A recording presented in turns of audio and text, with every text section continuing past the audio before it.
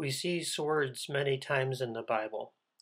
Whether we take them literally or figuratively affects our view of prophecy and even our perception of God. Here there are souls under the altar that were slain for the word of God and for the testimony that they held. The word translated as for means channel of the act or through, and it is normally translated as through or by. That would make it that they were slain through the word of God or by the word of God and through their testimony or by their testimony.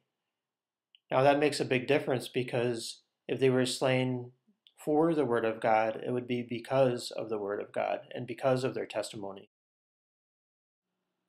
Now, a few verses earlier, there was a red horse rider that went out, and he was given a great sword. Now, was it God that gave this great sword? And if God gave it, is God's sword some kind of weapon of mass destruction that it would slay so many? Or is it his word that's being used as a sword? And if this sword has anything to do with those that are slain under the altar, how is it that the ones under the altar were slain for the word of God? Or is it by the word of God? So if the sword in verse 4 is the word of God, then it matches up with the verse a few verses later where it says that they were slain by the word of God is what it should be. They were slain by the word of God, by that great sword that the red horse rider went out with. White robes were given to those that were under the altar. They want to know how long before their blood is avenged. And the answer is until their fellow servants and their brethren that should be killed as they were should be fulfilled. So there's going to be more of them. Now, in the next chapter, right after the 144,000 are sealed, there's a great multitude, which no man can number, and they are also clothed with white robes.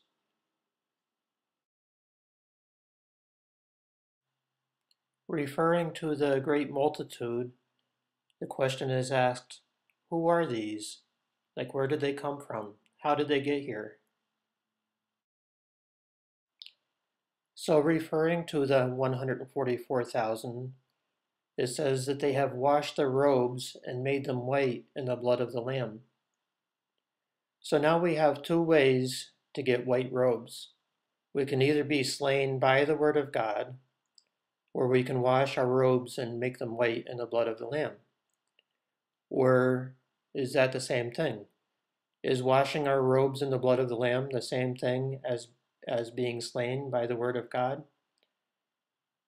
This can be a long topic, but my short version is that the robes represent our beliefs.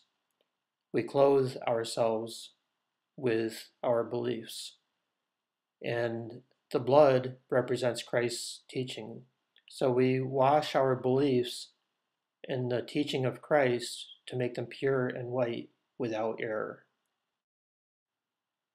So the great multitude, which have washed their robes and made them white in the blood of the Lamb, now serve God day and night in his temple. Now, are they physically slain, and so spiritually they're serving God day and night in the temple in the sky? Or have they been slain by the word of God, and now they're serving God day and night in his church? Throughout the New Testament, the church is the temple of God. Is this great physical martyrdom as we get into the last days of the physical world? Or is this spiritual martyrdom where people are slain by the word of God, great revival in what we call the last days? Is Armageddon when all of the nations come together to help bring the end of the world? Or is Armageddon when the denominations come together with their spiritual swords to battle it out to see what the truth is.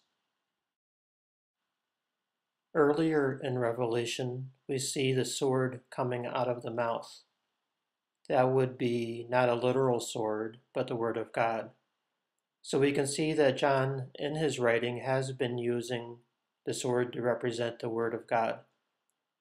So is it really that surprising that later in chapter 6, he uses the great sword to represent the Word of God instead of a literal sword?